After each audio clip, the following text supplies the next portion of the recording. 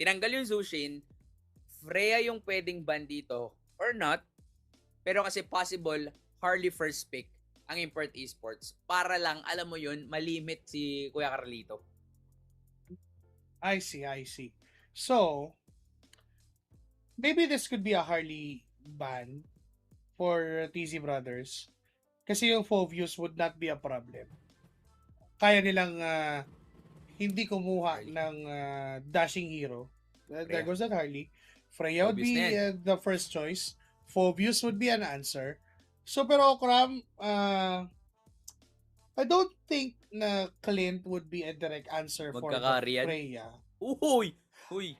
Uy! Ang bilis Okay. nun. Ang May, bilis nun. may nakita Ang tayo bilis agad. nun. Ang bilis Ah, nun. napabuild up pa lang ako sa thought na Fredrin for Carl. Kasi kahit tanggalan mo siya ng Suyu, meron pa siyang second name. Kumbaga, meron siyang Carl Fredrin Nepomuceno, pero Baksa yung gagamitin niya. Nga naman din, may sagot siya doon sa walang yung spell bump, walang yung lifesteal ng isang Freya because of the life drain, innate life drain ng isang Baksa. So that explains it. And the Phobius for the kasi lahat ng palo ng Freya may mga dash na kaakibat. So kung mananawa si Flap kakatalon. There goes that Fredrin. Hawak na ni Kyrie. Classic matchup. Back sa Fredrin. Ang bilis. Then, ang bilis. Ang bilis. di ba? The carry pick up for Super Okram. So, yes. First checklist, nasagot nila si Carl TZ. Tanggalin mo yung Suyu. Yes. Tapos kunin mo yung Fredrin. Kahit pa paano na-limit mo yung kakayahan niya. Yung kaya niyang gawin. Pero hindi nila masasagot yung ginawa ni Super Okram na carry pick. So, tatanggal ng Valir kasi nagpapahiwatig ng Hylos pick.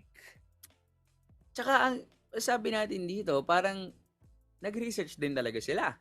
And actually, ako personally, I believe na Import Esports will actually give that Freya to Kirk. Ang problema lang is, mahirap lang din talaga yung matchup against Flap's Phobius. Pero kasi, parang, paano mo nga naman tutunawin yan? 'Di ba? Parang, kahit naman tapatan mo yung carry, parang sa late game mahirapan kayo. Or, if you could pick up a Kimi, para meron din silang pang scale up. 'Di ba? At least merong damage. 'Di ba? Ang problema lang kasi is that, magiging enough ba yun para tunawin yung Baksha as well as the Phobius? Tapos dagdag mo pa nga yung papunta tayo dun sa fact na pwede kang mag-Hylos. 'Di ba? Ang dami mo pang iisipin talaga kung ikaw ang Import Esports.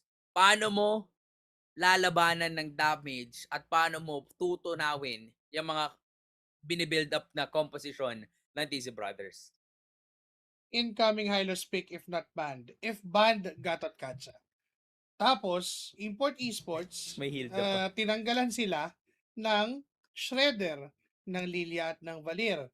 One good option would put a Kimi, pero again, yun, yung isa pa. Kasi yung Kimi is answered back na ng back sa Hylos possibility. Bilis. There goes an Eve. Ang bilis. Sagot na rin yung Fredrin ni Kyrie. So, may option pa kayo si Chamu sila ni JP, Hylos or Gatot. Hindi nyo naman kukunin parehas yun eh. May choice pa siya kung ano yung mas fit. Oh, may kalid pa. So, wala na pala. Hindi ka rin magkikimi dito. Medyo mahirap. Farsa. Sila nagban ng Farsa. Sicilian Few. Celine. Hindi rin Celine. Hirap eh. Kagura. First. Ganon. Novaria. Actually. May Zetian pa yun. May Zetian pa pala. And Kirk. Ibibigay nga nila kay Kirk. So, kailangan kasi talaga nila ng damage eh. I mean, if ganito yung hero ni Few, which is hindi to yung natural shredder, di ba? I mean, kailangan mo talaga ng natural marksman. And medyo worried lang din ako talaga dun sa, dun sa isang Granger din. Parang, is that gonna be enough para tumunaw yung mga frontlines dito? And there goes the Gatot Kacha, which, again, could be deadly. Kasi, ang daming access nito. Tapos dagdag mo pa na pag pumasok yung Freya, isang taunt mo lang, wala na. Parang it's over for the Freya ni Kirk. Again, when it comes to the draft, I feel like mas nagiging in control ang TC Brothers and medyo napipilitan mag-react ang Import Esports dito even sa mga nakalipas na games na nagtapat sila. Yes, and to answer your question, is Granger's damage gonna be enough? If scaled well, yes. Pero isang malaking if yun. Kasi early game wise, you'd expect a lot of rotations from TZ Brothers. This is a Baksha we're talking about. And it's not a passive Baksha after all. Kasi si Carl TZ yan, di ba? More likely, proactive Baksha. Invasions are to be expected. Yun ang isa sa mga ina-expect natin sa lineup ng TZ Brothers. Yes. Meanwhile, for Import Esports, malaking factor yung uptime. Kailangan nilang pabilisin yung uptime ng Granger at ng Zetian for them to win this. So parang sinasabi mo, kailangan talaga nilang mabigyan ng spasyo si Kelra. Kailangan mapaaga yung scale up ni Kelra dito. Because for sure, if hindi mangyayari yun agad, baka nga total domination yung makita natin dito sa TC Brothers. Kasi sino nga bang pipigil dun sa Baksha ngayon? So, sino nga bang pipigil dun sa Gatot Kacha ngayon? Diba? So, tignan natin anong mangyayari dito. Kasi parang ang ganda nung, ang ganda nung nakita nating performance dito ng dalawang teams. Pero entering this best of 5 finals, yung TC Brothers parang biglang may gaganda pa pala yung laro nila. May ililinis pa pala. May mas isi-synchro pa pala. And, lately ko lang na-realize, Eve Gatot, yung RWM AOG na nasa boundary.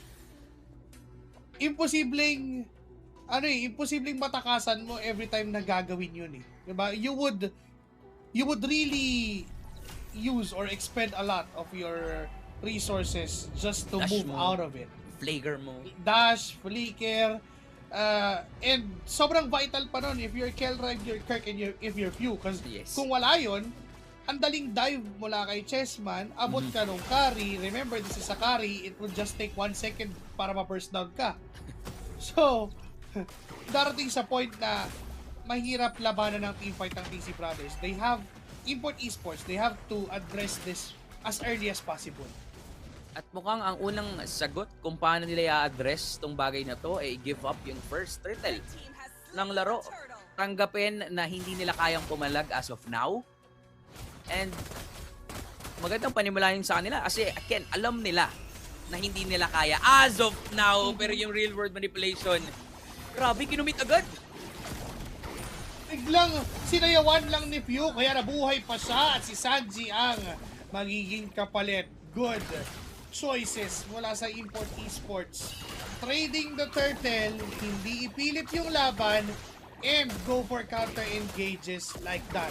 Dito, in this way, nalilimit nila yung kakayahan ng TC Brothers sa early game. I mean, what can a Baksha do with the Gatot Katsa ng silang dalawa lang? Hindi naman ganun kataas yung damage output. May passive din yung Zetian. Walang target for a dive. Pag wala si Sanji doon sa trio mid rotation, puro vision lang at puro pangungulit lang yung kayang gawin ni Carl at ni JP. At grabe din yung ginagawa dito ng Import Esports. I mean, hindi nila directly inaatake, nilalabanan yung TC Brothers. They're waiting dun sa time na sila yung lamang, and even that simple delay coming in from Baloyski gave a lot of space para makapag-clear out ng onting platings na baba itong si Kirk. Diba? Those simple moves and simple plays ay magbibigay sa kanila ng onting lead, which is kapag pinagsama-sama mo, baka nga yun yung pwede nilang maging sagot para malabanan dito ang TC Brothers. Diba parang, I mean, again, we're talking about na hindi mo nga pwedeng labanan dito ang TC Brothers directly. So, might as well hanap ka kahit na maliliit na paraan para kahit papano makalamang sa kanila. Diba? And ginagawa nila yun. Diba nakikita natin yun sa kanila. And even yung sinasabi natin kanina na alagaan si Kelra, mukhang dun sila papunta. Actually, nako-cover nila si Kelra. Enough na yung coverage. Teka lang, another initiation mula dito kay Sanji with an RWM and Pew. Siya yung naging target. It's a question why lumapit siya at mawala yung passive niya. And that made possible for Carl, for Chessman, na ma-dive siya doon sa engagement na yon. And because of that, TZ Brothers will secure another turtle. And eventually, yung trade system na gagawin ng Import Esports would then revolve around itong Freya na magsisplit push lang doon sa bottom lane. So parang yun yung ano pala, no, isa ding sagot ng Import Esports. Bigyan ng space si Kirk. Kung iikot, magre-revolve mag-TZ Brothers sa iba ng itaas, edi try nating bigyan si Kirk dito. But definitely, sobrang hirap labanan. In a 1v1, kahit pag-flicker ka pa, hindi mo matatakasan si Flap. And even now, TZ Brothers may bandang itaas. Talagang dinadaan din sa backruhan ang laban na to. Tukat Flap. And ibang klase yung ginagawa niya dito. Kahit pa nandyan, naiwasan pa yung Appraiser's Rat. Tatalon muli, hindi na nagsawang, napakakunat, able to get a kill, flickering out, and finally a shutdown mula kay Kirk. And ito yung rason why Phobius is considered to be a top XP lane sa meta right now. It counters a lot of heroes and it showed doon sa ginawa niya sa bottom lane. And hindi lang basta pindot-pindot Phobius yung ginawa ni Flap doon. Tiniming niya sa talon ni Kirk yung enhanced basic attack na habol niya. Tiniming niya rin yung stacks ng kanyang passive para unli yung talon niya. Ngayon, si Sanji ay naipit na. Denive na ni Baloyski at ni Kirk doon sa Torre. Counter-engage mula kay Chessman. Binunggo na si Baloyski sa loob mismo ng Torre. Ngayon yung apat na miyembro, kanya-kanya pula sa natakbuhan. Si Flap ay nandyan na first down ni Kelra sa kanyang Granger. Pilit na rin ang AOG. Papalayo mula dito kay Chamuhi. Ngayon si Kirk ay hindi pa. Tapos dito kay Chessman. Nandyan din si Kelra. May mga balang kailangan iwasan. Pero bumulong pabalik. Ito na yung pagbalik. Nandyan ang si Okram. Sanji with that RWM to get the boundaries para dito kay Kyrie at Pew. Pero flicker wala kay Okram. Nakuha niya rito si Kyrie. Ngayon tuloy pa rin sa habol. Tuloy pa rin sa laban. Nakadagdag pa yung thought na yung mapay flying clouds. Kaya muling naabutan. Ngayon si Pew ay tinamaan pa ng point plus na ipit na muli si Maloyski sa kamay ni Flap. Darkwave Infernal Pursuit. Pero di niya naaabutan. But Sanji goes flickering. Point Crystal, point plus, enough yung damage, yes sir! And TZ Brothers will recover. Sila pa rin ang lamang. Sa sobrang daming nangyari, yung mga namatay kanina na buhay ng mulit, nakabawi pa dito sa laban na to. TZ Brothers, yung timings, kung kailan sila magka-counter-initiate, magka-counter-engage, alam na alam nila. At ngayon si Kelra, wala yung flicker. Kaya naman pahihirapan, buti na lang may Fury of the Phoenix para kahit papano yung makatulong sa kanya mabuhay doon sa sitwasyon sa itaas. Pero kontrolado pa rin ng TZ Brothers itong laban na to. Even that purple buff, pinagkakaitan na si Kyrie. Samantalang sa kabilang banda, si Super Macro, focus lang talaga on farmings. Doon siya sa bottom lane para i-address yung ginagawa ni Kirk. And ito na yung binabanggit mo kanina. Ito na yung oras na kaya niyang banatan yung Freya mag-isa. Lalo na kapag nakauna, lalo na kapag tumambay dun sa speedy light wheel na kanyang first skill. Hindi nagagalaw itong si Kirk at maaaring mamatay siya ng mabilis sa kamay ni Super Okram. Quick peel mula dito kay Flap at kay Sanji para protektahan si Super Okram at diretsohin yung bottom lane the way na ginagawa ni Kirk kanina against TZ Brothers. Nandun lang sila sa area of influence. Hinaharangan lang nila na makalapit itong si Kirk dito kay Super Okram. Kasi 'di ba? Sige, try mo. Try mong lumapit. 'Di ba? Sige, subukan mo. Subukan mo lang. 'Di ba? Wala ka tayong nakikitang sign na natatakot si Mangler. Alam niya kung ano yung trabaho niya as of now. Not just that, even Flap, ngayon, siya yung mag-i-engage. Papasok na naman doon sa likuran. RWM ay nagamit na rin naman. Spread Hinahabol. mula kay Baloyski. Ay nandyan naman ang nagamit na rin. Pero si Sanji doon sa likod, hinahabol nila Kyrie. Forced to use the flicker out. Walang casualties from both parties, but the thing is, hawak ng TZ Brothers yung Lord. Napakalalhat talaga, no, gumalaw ng TC Brothers. Napakatindi kung paano sila maglaro. Sobrang kakaiba. Ulitin ko lang, ng laruan nila ng round 1 and round 2 ng round robin sa laruan nila ngayon. Kung kanina, nagmumukhang more on the brawl side, more on the team fights. Ngayon, literal disiplina. Literal na hindi sila lumalaban kapag hindi kailangan. Yung baba, parang delegado yata, nakawi si Kelra. Pero si Kirk, mukhang aabutan si Kirk. Napilitan siya gumamit ng ulti. Hahabulin ng 3 miyembro. Wala siyang choice kundi tumakbo. At napakasakit talaga ni Super Okram. Pero that play also gave space para dito sa Import Esports na kahit papano makahinga, madepensahan yung Lord na nakuha ng TC Brothers. Kirk bought some time para ma-burst ng Import Esports yung Lord, pero here comes TZ Brothers down middle lane. Yun ang next na target. Talagang pipigilan lang na ang Import Esports ay makalapit. 90 seconds for the Lord. And for TZ Brothers, hindi nila kailangan mag-force ng play. Hindi nila kailangan magmadali. Sila din naman ay nagsascale. Carry scales, Eve scales. Kailangan din nila ng oras para maging online. But the difference is, for Import Esports, na-shutdown na yung scaling ni Kelra by not giving or by not fighting Import Esports. TZ Brothers, puro objective lang. Dinadaan lang sa vision lahat. Hindi po pumipersa ng mga bagay-bagay. Nawawalan ng pagkukuhanan ng resources si Kelra.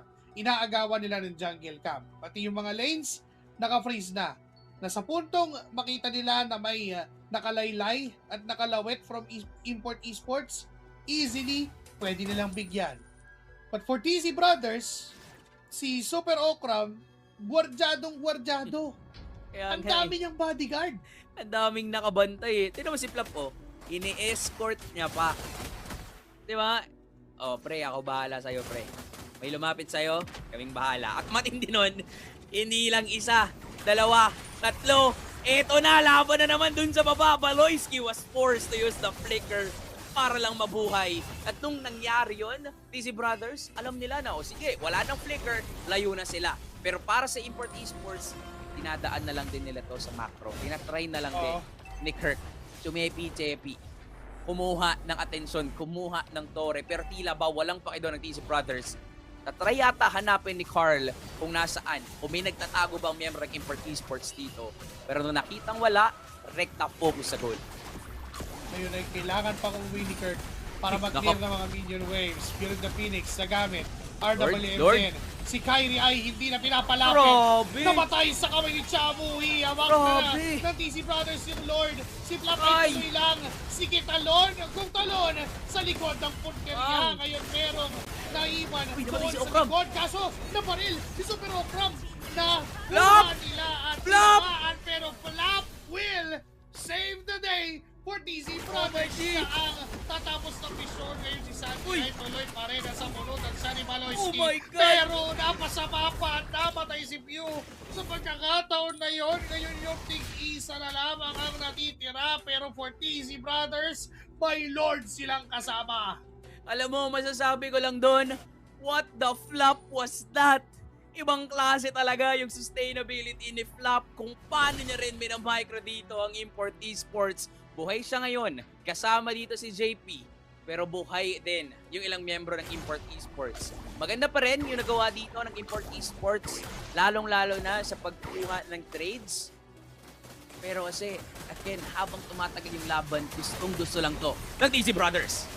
Nagkalabubuguin niya tayo si Kirk. Hindi nila inubutan ang paggamit na ng ultimate.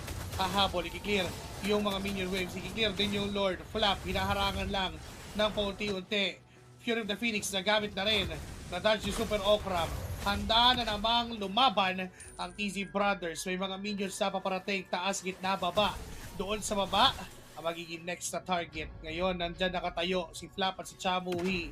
Nakaharap lang sa mukha ng Import Esports na bago kayo makaabot sa kari namin, dadaan muna kayo sa bangkay namin. Gumulong na si Chessman. Handa na rin si Sanji. RWM, pumonek na sa dulo. Napatalo nitong si Kirk. Nagkakaroon ng ibang targets. Nakil naman yung mga minion waves, kaya mapipigilan ang pagragasan ng TZ Brothers. Nice defense pa rin coming in from Import Esports, and we're also seeing them na kaya na rin nilang pumalag. Again, lumalabas yung identity nila sa mga teamfights, especially kung gaano nila ka-specialty ang mga teamfights. Ang microhan. Nakikita natin nakakapalag sila. Especially Kelra, we're pointing out na kailangan mabigyan siya ng spasyo. Kailangan okay enough yung scaling niya dito. At nung nagkakaroon ng mga teamfights, dun natin nakikita na kaya din pala talaga. Enough din pala talaga yung damage output dito ng Import Esports. So for TZ Brothers, they're also being careful and cautious sa mga teamfights. Alam pa rin nila na pwedeng mabaliktad pa rin itong sitwasyon na to. Pero clearly, when it comes to the macro, lamang talaga ang TZ Brothers. Maganda yung pwedeng panggalingan dito. Itong si Baloyski, at mukhang iipitin yata nila. Yung sandwich play yata nila dito ang TZ Brothers. Ay, nakita! Teka na, nakita nila si Maloyski na nakakonsilto sa likod. Sanji ay binibigyan siya ng mahirap na buhay. Ngayon yung Lord ay pwede ng pag-agawan. Walang flicker si Marco. Na ang TZ Brothers. Walang flicker si Super Okram. Maaaring maging vital information to para sa Import Esports, but then they're calling for the burst. Blitz Lord, Chamuhi and Flap on the front line. Sanji on the Si Baloy yung nakita! Pinitawan yung Lord. Biglang lumiko ng target. Biglang hero na lang daw. Ngayon si Baloyski ay nakakapit. Si Chessman ang kanyang nasa punutan, patay. pero wala nang Flap dun sa likod! First down shot and Super Okra Flap sa likod. Punan! Tumalo na naman. Double kill for Super Okra. Ay, maubos! Si PY nawala na rin. Si Chessman Uy, pag-ulo-ulo wow, lang. Kelra! Kahit pa sa loob ng base. Ayun Si lang! Kelra may mga bala pero not enough yung damage. Ay! Si Kirk na lang ang mag-isa na dumidepensa. Immortality Pop for Super Okra. Di na natin kailangan pang mag-lord. May minions na paparating sa itaas. May minions din silang bit-bit. Oh my and TZ Brothers will get a kill. And it's 1 point away for being the representatives of the Philippines sa ENC. Isa na lang! Isa na lang! Ganoon ka-ML na ML ang TZ Brothers sa kung paano nila ipapakita yung kanilang mga galaw